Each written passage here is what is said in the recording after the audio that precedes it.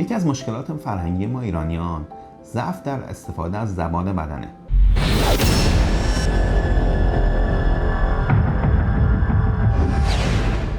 این مشکل هم در خصوص ما ایرانی‌ها خیلی صدق میکنه.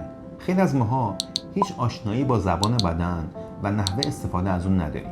به همین دلیل در ارتباطاتمون دچار مشکل میشیم.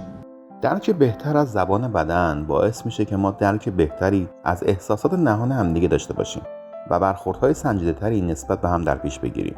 حرکات دستان، ابرو، گونه و رنگ صورت هر کدوم پیامی از احساسات مخاطب رو که شاید در کلامش نیامده باشه برای ما میتونه روشن کنه.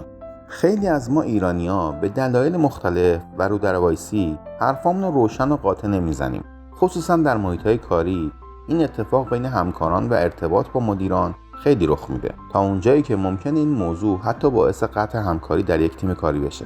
پس اگر شما یک مدیر هستید و میخواید یک مجموعه رو رهبری کنید، با مفاهیم زبان بدن حتما آشنا بشید، چون این مفاهیم میتونه به شما یه درک خیلی خوب از رفتار آدم‌ها و نظراتشون بده.